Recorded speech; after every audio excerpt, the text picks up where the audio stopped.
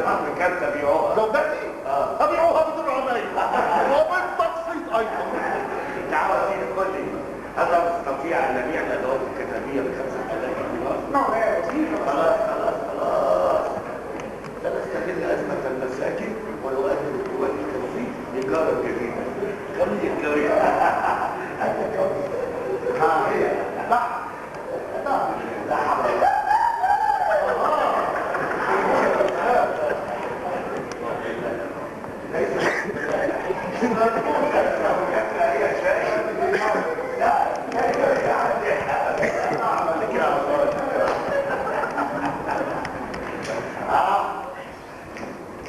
أنت هتروح في الدولار الغالية النهاية لا يشتري منك هذه الجريمة. وماله يا مولاي؟ وماله؟ متى تقول له؟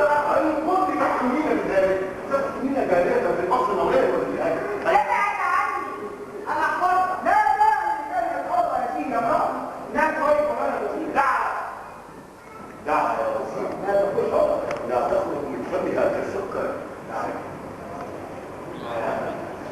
لا تخرج. أنا حرة. اسمع يا وزير، أنا حرة. مع أن مولانا تدرب بإعدام 9 رجال من القوة لأن أحكام صالح. الحرية نعمة يا وزير، لا يستحقها كل الإنسان. الناس مبادئ، لو تزين به كل الرعاية لما أصبح لا غنيا ولا جميلا تحول إلى سجانا. كذلك يا حرية لا نستطيع أن نسلمها للإنسان ولا نسمح للسلطة بامتلاكه. يا نبع الحكمة. النظام نعم، إذا لا تنظرنا يا نعم يا مولاي. نعم. ومتى جاء به جيت وقدت مشاكل. شكوى؟ والآن وقت الشكاوى يا وزيري. قلت 1000 مرة نصيب العمل، نصيب الشغل. الآن يا مولاي الوزير وقت الشكاوى. وقت الشكاوى. ولماذا لا يتناسب الشكوى؟ أمر لا يقع إذا كان مولانا وزير، لأن أنا حتى استكبت من ولايتي كلها بمثل حسبه. بالروح بالدم نديك يا وزير، بالروح بالدم نديك يا وزير. أتظن ذلك؟ نعم يا مولاي. إذا لماذا تأتي هذه الكيشة؟ وما أدرانا يا مولاي الوزير، ما لا تكون شرطة جلدية. ليس كلمة والله. معقول معقول أن تأتي هذه السيدة بشكوى تقليدية. إيديك ينصفك يا مولاي. لا يصيبك يا مولاي. سلام جميعا سلام حتى نسمع للشكوى التي يعني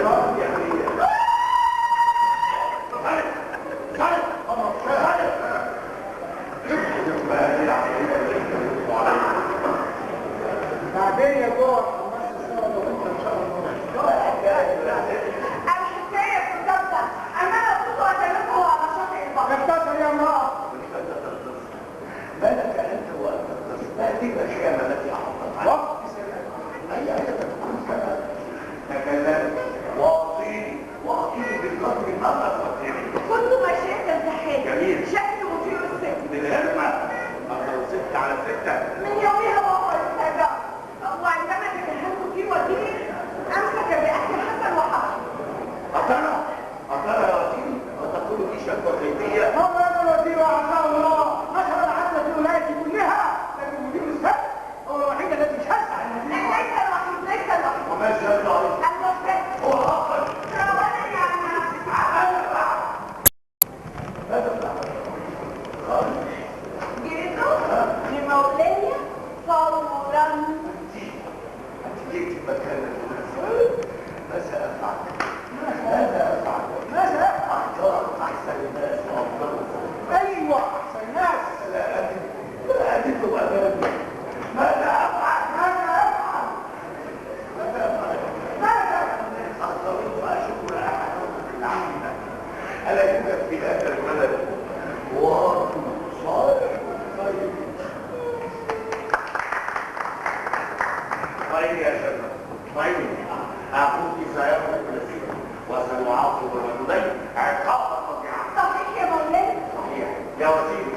امر مولانا الوزير. أنا لا يعطوا خالي هذا الأسبوع. اه لسه وقت خالي وقت خالي وقت خالي وقت خالي.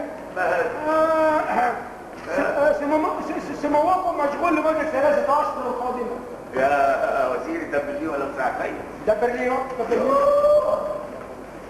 ما الرجال مع الخبر بس يقولون أنه مريض جدا، فإذا مات إن شاء الله تكون زيارته خلال مدة 3 ساعات. الأولى سأنتظر حتى يموت كما يموت. دبر لي وقت ساعتين. يوم الخميس بعد المغرب في اجتماع لجنة التنمية. الغي أمه. يا شباب نحن ننمي علاقاتنا مع الجميع يتصور الفوار سأكون عندك يوم الخميس بعد يا نهار اسود. الله يخرب بيتك يا حسن.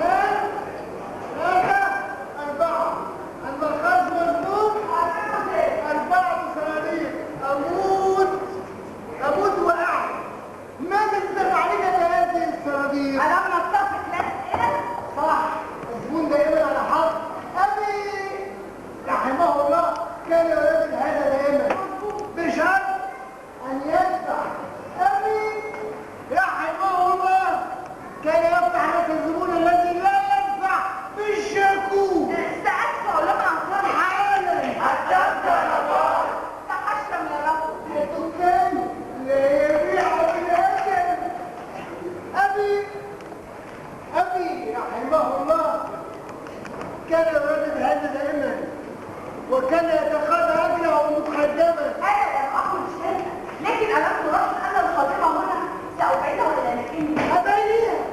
أبعديها وأنا قاعد هون. كيف؟ أقول لها ابتعد لأن في غرفتي رجلا تأدب يا نجار. تأدب يا نجار. تأدب يا نجار. ماذا تريدين يا ست؟ ماذا تريدين يا ست؟ الشغل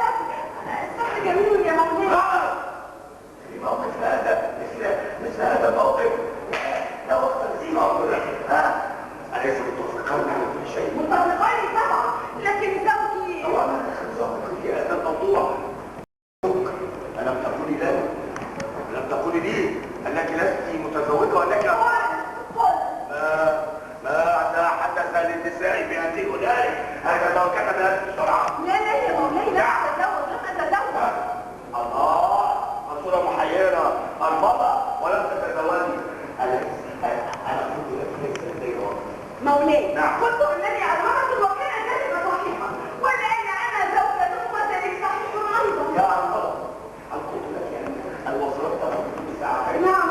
انا كيف ابحث عن المتعه؟ لعلي اجاب. ببساطة نعم. كان لي زوج يحارب مع جيش الوالي. جميل. سافر مع جيش الوالي منذ 5 كان محاربا شجاعا. نعم. قتل من الاعداء في معركة واحدة 70 فارسا.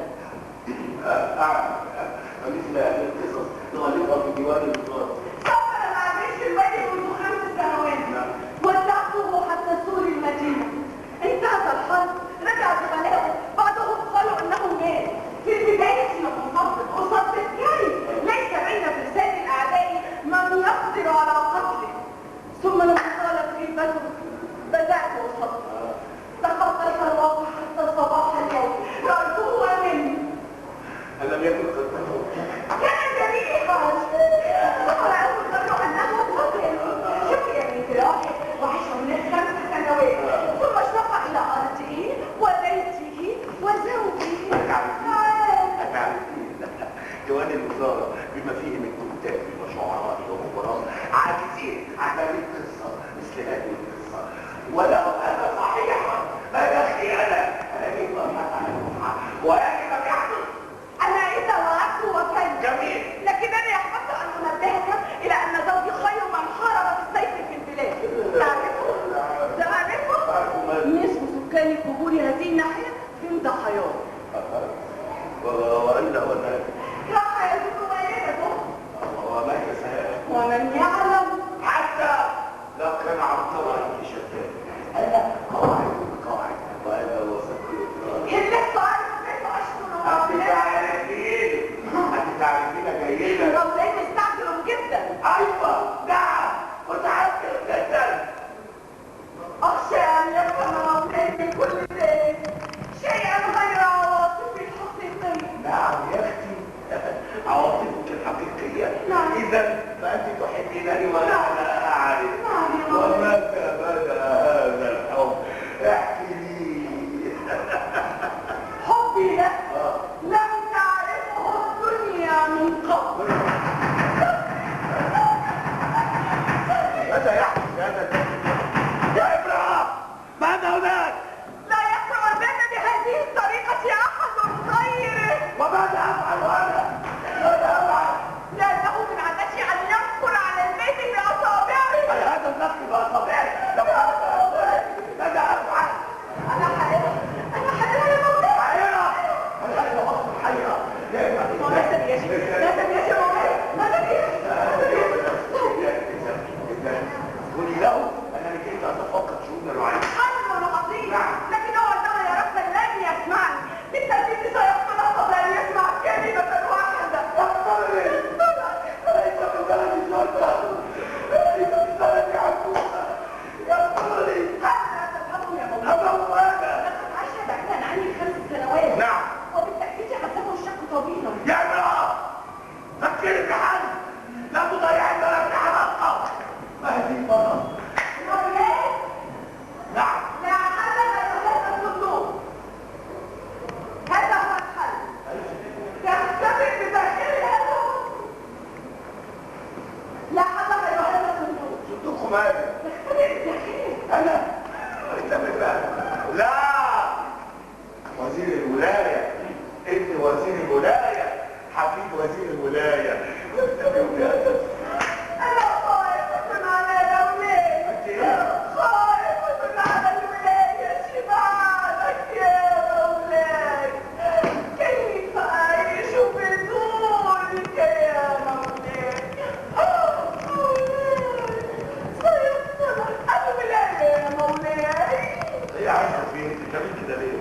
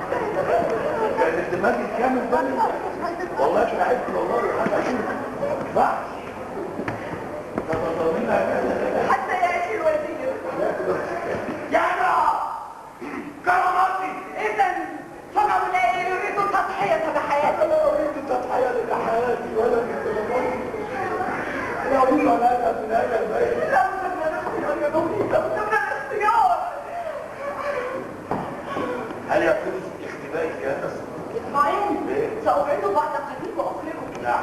مولاي. نعم. اتفاقنا كما لا هو. اريد اتفاق ولا اريد أنا مصممة. هذا بعد الامر يوجد اتفاق. أنا إذا وعدت وفيت. مولاي مصممة على الاتفاق. خلاص خلاص وحياة قدام يا رب مش عتبك يا رب.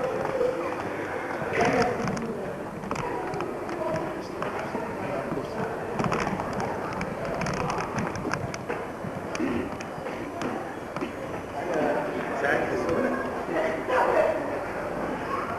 ما في خطورة لا انت دي ولا ايه يعني مش فاهم هنتكلم يا لحظة يا سلام كما لو كان قد فصل علي. مولاي يبدو الحكمة دائما. مولاي. نعم. هل أنت مستريحنا الآن؟ أنا في عز وجمال وعلاء ينقذ مبارك يا أريد أن أطمئن عليك. هل أنت مستريحنا الآن؟ مستريح جدا. يا تعستي يا تعستي برجال لا يستريحون إلا وهم مختلفون. نعم. هناك رجل آخر. خير يا الله. على الرحب والسعد.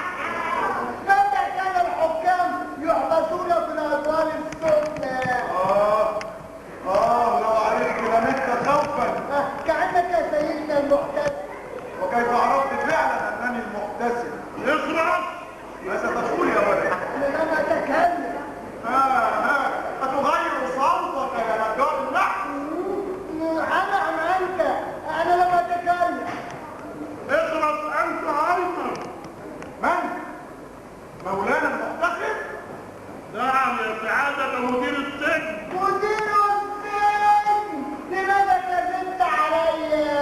أين أنت يا سيدنا المحتسب؟ بالضابط الثاني يا مغفر. اعطيني قبلة يا قطة. هل هذا غدر يا خنزير؟ تعالى اجلسي على استغفر الله العظيم سوقي ومبتذل. من هي القطة؟ اخرس يا كلب اخرس. يا سعادة المحتسب، السجن في انتظارنا وانا مظلوم مظلوم والله مظلوم. ليس بيدي والله. ألن تخرجنا من هنا يا حامل حمى المظلومين؟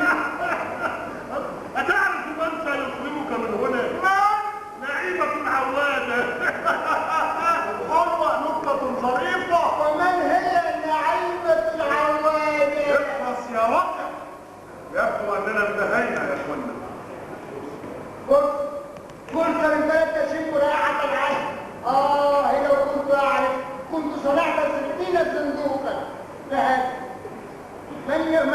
ما هذا؟ من الصندوق الرابع؟ من يا ولد؟ هناك 4 صناديق. أنا صندوق، ومدير السجن صندوق، والمحتسب صندوق. من في الصندوق الرابع؟ أي صندوق؟ ربما كان فارغا. لا أظن. البلد فيها عزبة مساكن. قلت أنه يعرفنا كلنا لأنه أول من سكن. ولا يتكلم لأنه من الكبراء. يا سيادة المحتسب، نعم. ربما كان الحاكم، أو ربما كان الوزير، أو ربما كان مولانا الوالي. يا أيها الحاكم، يا سيدي الوزير، يا حاكم، يا مولانا الوالي. يا ساتر الصداع.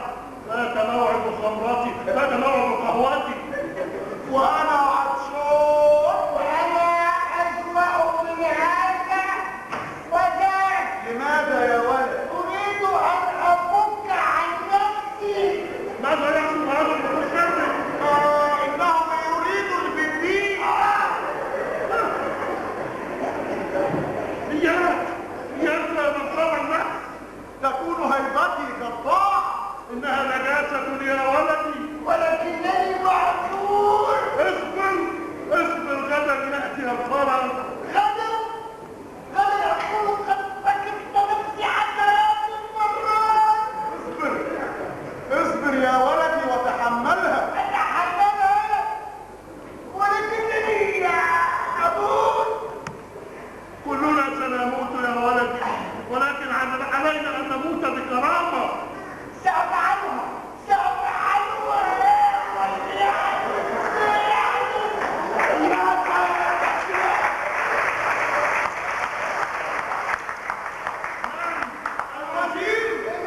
هي الحكومة كلها محبوسة تحت مني.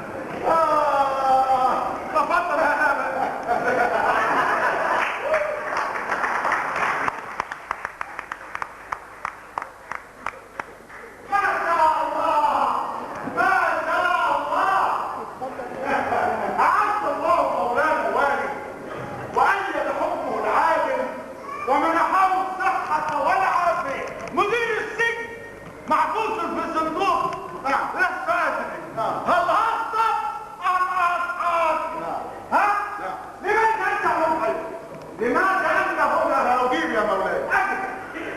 سأجيب يا مولاي. خلاص سأجيب يا مولاي. الله، هي اسطوانة أجب. سأجيب يا مولاي. هناك يا مولاي أمر أكثر خطورة ولا يتحمل التأخير لحظة واحدة، فهل تسمحون لي؟ ماذا تريد؟ أن ألقي القبض على هذين. هل هذا جزاؤنا؟ جئنا نطلب عنك تكتب حبسنا؟ ألم أقل لك يا حسن نكتب ذنوبنا؟ أخذت تقول لي ليس لو أريد أن أبلغ، فماذا يا حسن ذلك؟ مولانا موالي.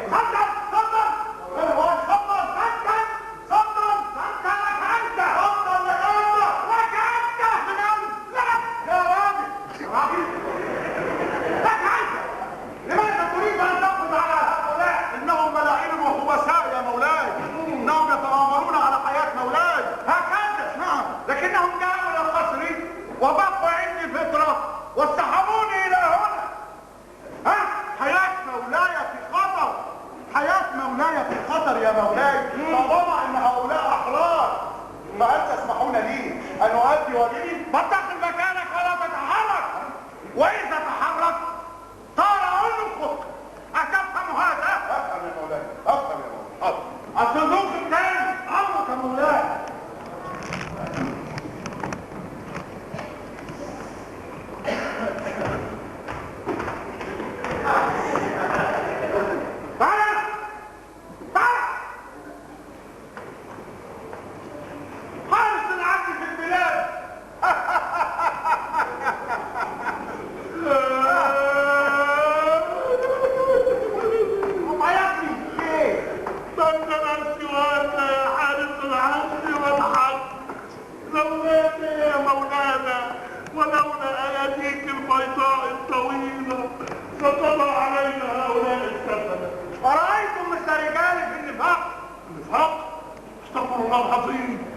استغفر الله العظيم، حاشا لله، والله يا مولاي ما كرهت في حياتي سوى النفاق والمنافقين. وطلع هذا المدير من؟ صديقنا. افعل الجوارح ولا تتحرك.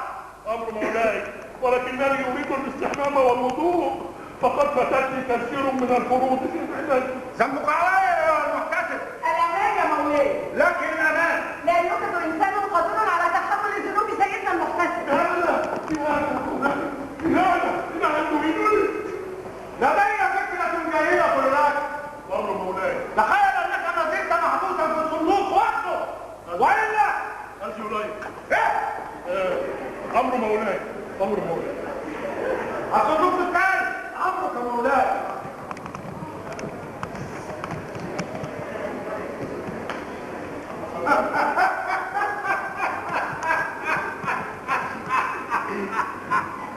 يا خجلي يا خجلي، من أي عين ترى ما أرى؟ ماذا سيقول عني التاريخ؟ حتى وزيري يختفي في صندوق كما لو كان مهرجا رخيصا. أسعد الله مساء مولانا، الصحة تبدو على أبوك المشرك. هكذا لابد أنك اتبعت نصيحة خادمك الوفي في أكل الباذنجان نهيا على الريق. إنه وصفة أنا ورثتها عن الجدود يا مولاي. وحطك في صندوق. أي صندوق؟ هل هذا أيضا ورثته عن الجدود؟ ها؟ لا لا لا لا. أنت تستطيع يا وزير أن تفسر لي ما أراه؟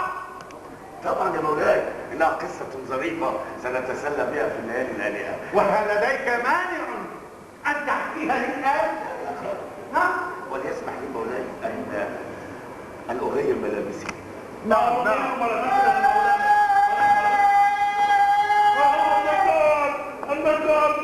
هدوء هدوء.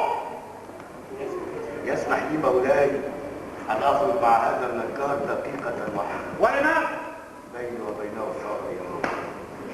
لقد صبب البنات الكريهة على ملابسي يا مولاي، ولن يهدأ بالي يا مولاي إلا إذا تركتهم نعاية. تعال كفى تعال. هل قبضتم على هذا الشاب؟ نعم. وصحيح هذا؟ نعم نعم قبضنا عليه يا مولاي، ولأن هذه السيدة خطيبته أرادت الإفراج عنه. خطيبته؟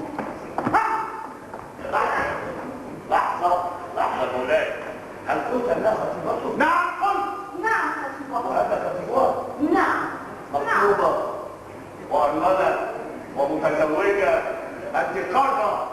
هذا كثير. تزوير تزوير تزوير بمعنى تزوير يا مولاي في أوراق رسمية. هذه البنت قالت إن هذا الولد أخوها. كذبت خطأ وكذب. الكذب حرام. حللها يا مولانا، حللها. تزوير وما هو التزوير؟ حاضر، تزوير في أوراق رسمية وأطلب محاكمتهم فورا. ستتم المحاكمة فعلا. نعم، ولكن للجميع. أيوه، يجب أن يشنقوا جميعا. أنا أرجع الشيء فيشفق عليه. ما أسهل ما تطلبون شنق الناس. يا مولاي نعم. أيقبل مولاي أن نكون موقع سخرية لهذه الغالية وهذا الصاروخ وهذا النجار يا مولاي؟ لقد جئت إلى هنا أبحث عن الحق. نعم، وسأصل إليه مهما حدث. ولكن يكفيني أنني عشت في وهم العدل سنوات، وعلينا جميعا ندفع الثمن غاليا حتى نصل إلى بارقة أمل. ماذا حدث؟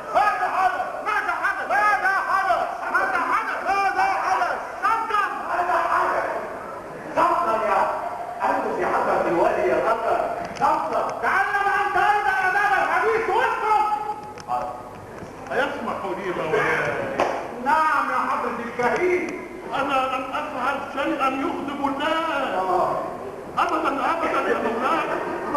لقد كنت أريد الزواج هذه المرة بشريعة الله وسنة رسوله. زواجكم بالليل وطلاقكم بالنهار. جواب بالقهر. أنك الله. وكنت أستطيع أن أقول ذلك. طبعا لا يا سيدي المحتسب، لم أكن أستطيع أن أقولها، ولكنني الآن أستطيع أن أقول ذلك. وعندما تكون الإجابة نعم ونعم فقط يكون هذا هو القهر. الحكاية يا مولاي. اسمع، ما هي الحكاية؟ الحكاية يا مولاي. حاضر فيها قلها. الحكاية يا مولاي ليست حكاية زواج وطلاق. فالناس في بلادنا يتزوجون كالأرانب ويطلقون كالكلاب. نعم، القضية قضية هذا الولد. نعم، أيوة، لقد تآمر على حياة مولاي منذ 3 أعوام ونحن نراقبه. أيوة، راقبناه بدقة يا مولاي، وبعد أن قبضنا عليه وأصاب 3 رجال من الشرطة الشرفاء. اتق الله يا رجل. وكيف أصبتهم يا سعادة المدير؟ أصبتهم بماذا؟ أيوة، بماذا؟ بالسيف. لو كنا نعرف كيف نستخدم السيف لما كانت هناك قضية، ولما أتينا هنا. وبعد أن قبضنا عليه يا مولاي هرب من السجن. هذه هي الحكاية يا مولاي. تصفيق قصة ظريفة يا مولاي، تدل على خيال واسع. نحن يا مولاي فعلنا ما كان يجب علينا أن نفعله، أما هم فقد فعلوا ما كان يجب عليهم ألا يفعلوه. أما أنا فقد فعلت ما يجب علي أن أفعل.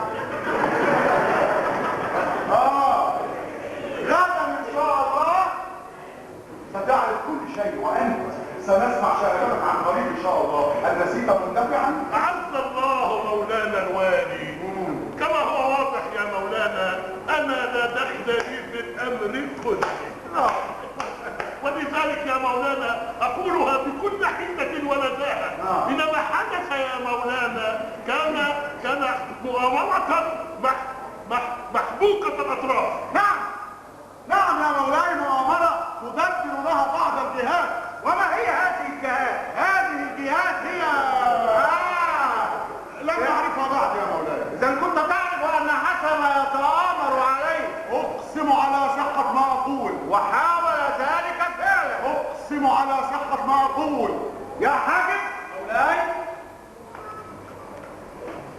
إذا لماذا عدته سك الإفراج هذا؟ أقسم على صحة ما أقول. أقسم تحكم على ماذا؟ فليسمح لي مولاي أن أسأل مساعدي، فهو الذي دبر الأمر للحكمة لا أعلمها. لعلك فعلت ذلك حتى تراقبه وتجمع عنه أدلة أكثر. أليس كذلك؟ يا والد، اللهم صل على يا ابن الحرام.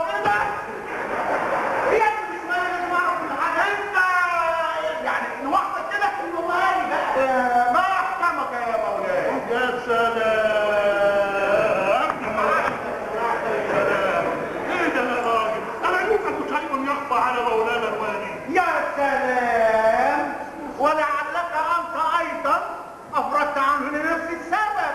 تعال. نعم. وان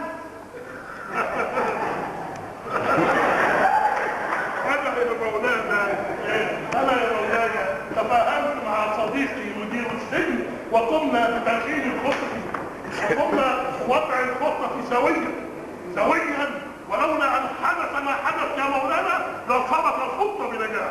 أليست صدفة غريبة؟ لا يا مولاي، ليست صدفة، إنها خطة منطقية لقد اتفقنا عليها جميعا. ورغم اتفاقكم هناك 3 صفوف للإفراط. 3 صفوف؟ ها؟ ألا أجد عليكم يا حكمائي تفسيرا لهذا؟ مولانا الوزير سنجد إن شاء الله. سنجد إن شاء الله. أطالبكم يا رجالي بأن تجدوا تفسيرا لما حدث. أنا لا أستطيع أن أفكر وأنا سكران وأنا عطشان.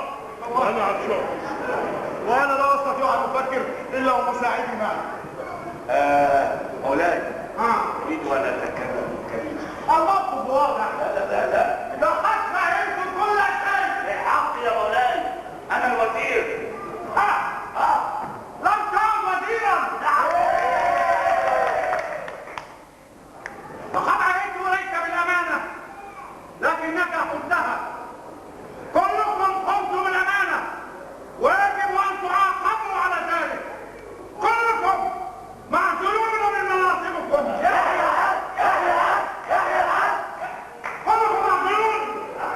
كلكم معزولون. أيستطيع مولانا حقا أن يحكم بدوننا؟ يا مولاي، أنت موجود، نحن موجودين. أنت غير موجود، نحن موجودين. نحن نحكم هذه البلاد منذ 30 عاما. لا شك أن هناك من هم أفضل منكم. يا حاجب مولاي، نجعل حكومة جديدة. أمرك مولاي. السيد مدير السجن.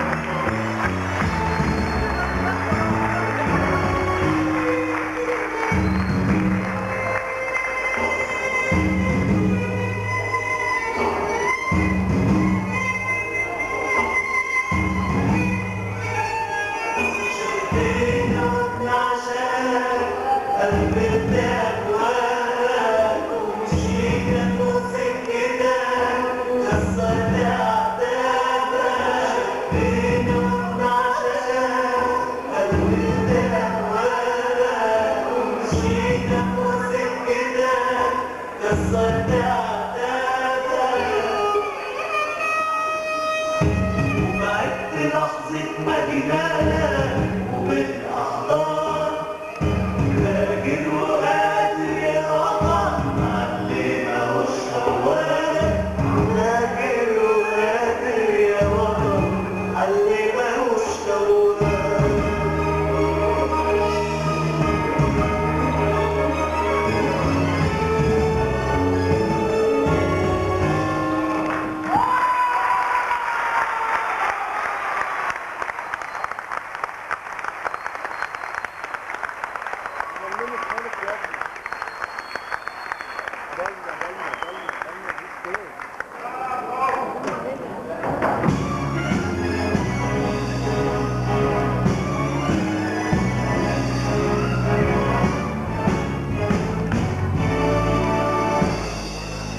بلدنا يا دفتر حضور وغياب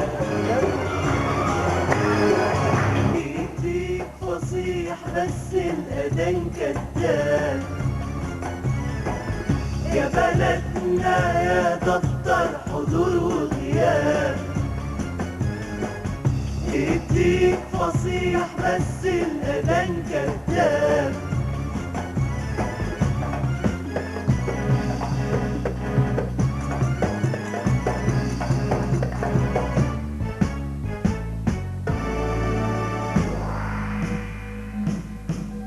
الفجر ممكن يصحى من النوم الفجر ممكن يصحى من النوم الفجر ممكن يصحى من النوم الفجر ممكن يصحى من النوم لو قلبي متوطي يدق الباب لو قلبي متوطي يدق الباب لو قلبي متوطي لا إله إلا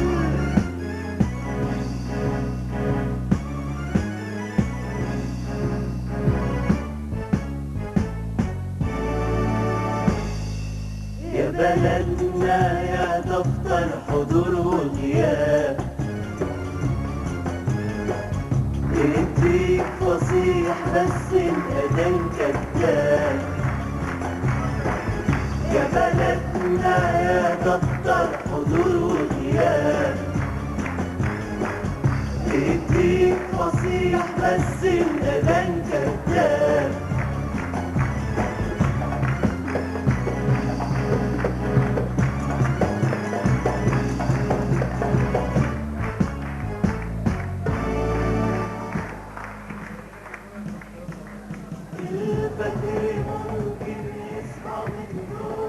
شكرا على حسن إطلاقكم ونتمنى أن يكون العرض خيرا.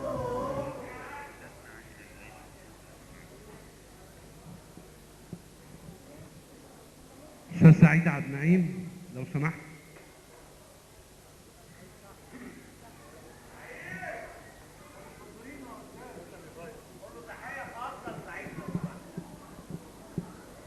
تحية خاصة للأستاذ سعيد عبد النعيم والأستاذ سعيد العمروسي والأستاذ محمد رمزي.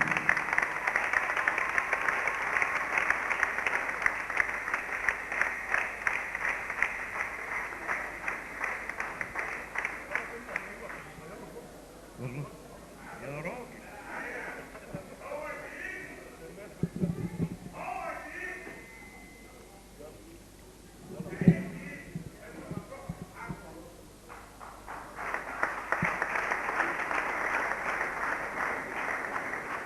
هذا العرض تأليف الكاتب الكبير محفوظ عبد الرحمن.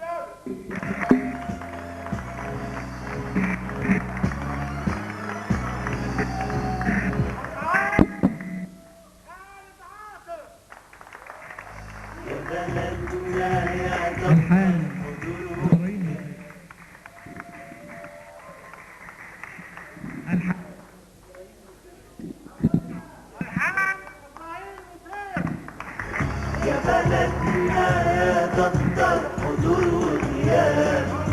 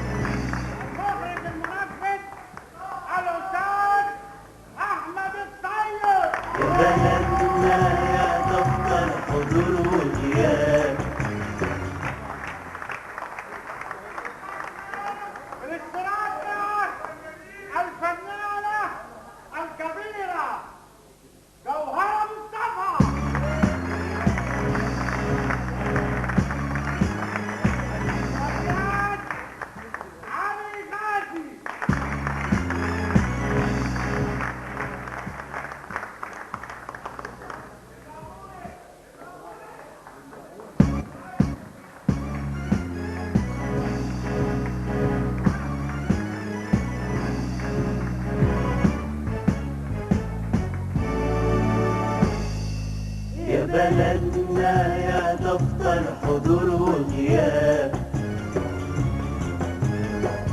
ايديك فصيح بس الأذان كذاب. يا بلدنا يا دفتر حضور وغياب، ايديك فصيح بس الأذان كذاب.